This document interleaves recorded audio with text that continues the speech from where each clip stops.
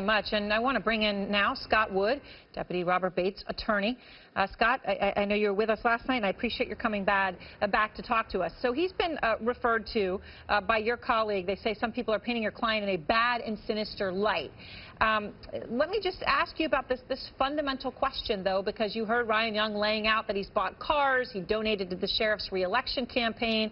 There are people who say that adds up to him essentially paying his way onto the force, paying to play. Aaron, that's not true. I know it's being said repeatedly, but that's not the case.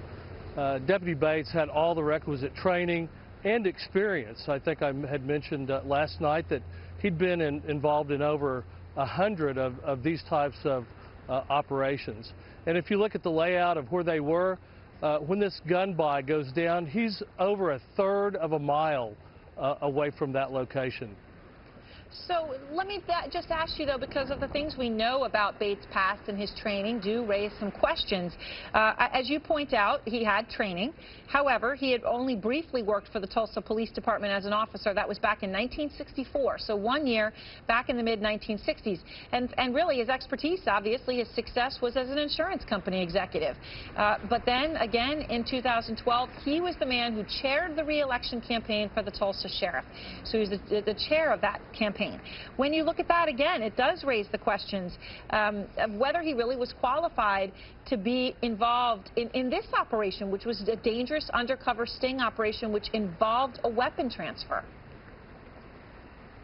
Yeah, you know, he was never intended to be involved in the weapon transfer or the takedown of Eric Harris after the purchase of the weapon.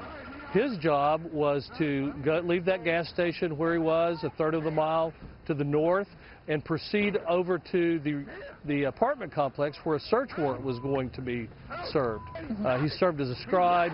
He takes down information about the evidence and so forth. And so it was Harris that thrust himself onto Bates, and that's how the two came together up in the middle of North Harvard here in Tulsa. So you're saying it was the suspect, not him. Now, let me just ask you about this, though, the age question, right? This is a delicate one, but still it's important and it's fair, I believe, sir. In Oklahoma, officers can retire after 20 years on the force, and once you've been on the force for 30 years, your benefits don't accrue anymore. So that's it. So as a result, most of them retire, which means most of them leave the force in their 50s.